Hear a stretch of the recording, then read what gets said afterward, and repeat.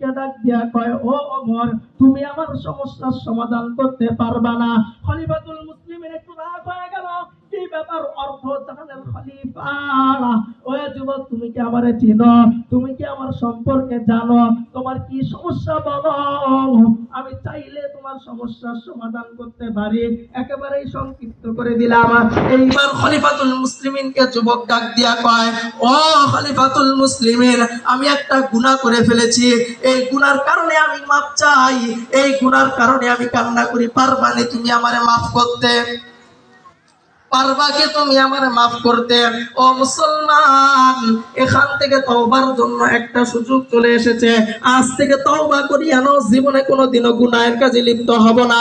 ও মুসলমান, তওবা করনেওয়ালার ফজিলত আল্লাহর কাছে অনেক বেশি।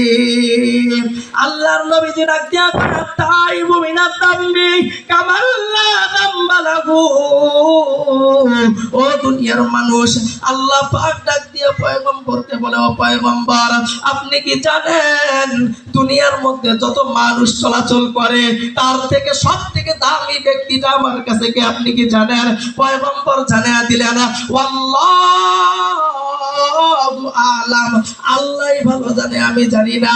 আল্লাহ পাক ডাক দিয়ে বলেন, ও পয়গম্বর, দুনিয়ার মধ্যে আমার কাছে ওই ব্যক্তিটা সব থেকে দামি যে আমার বান্দা গুনাহ করেছে, গুনাহ করার পর তার ভুল বুঝতে পারে, আমি আল্লাহর কাছে তওবা করে একটা ফোঁটা চোখের পানি ছেড়ে দিয়ে কান্না করেছে, আমি আল্লাহ তার কাছে, আমার কাছে যত মানুষ দুনিয়ার মধ্যে চলাচল করে তার থেকে আমি আল্লাহর কাছে ওই ব্যক্তিটা আমার কাছে সব থেকে বেশি প্রিয়। গুনাহ করে কিন্তু আবার তার ভুল বুঝতে পারে, আমি আল্লাহর কাছে তওবা করে মাফ চাই, ওই ব্যক্তিটা দুনিয়ার জমিনে আমার কাছে সব থেকে দামি ব্যক্তি। বলেন সুবহানাল্লাহ। খলিফাতুল মুসলিমিন বলেন, যুবক যখন আমার কাছে এসে গুনার কথা বললো, তখন তার আমার কোনো উপায় নাই, গায়ে আমি তো তার গুনাহ মাফ করাইতে পারবো না।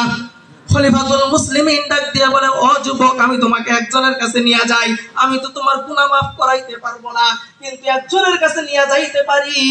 সে যদি তোমার জন্য আল্লাহর কাছে দোয়া করে, আল্লাহ তোমার সমস্ত গুনাহগুলো মাফ করে দিবে।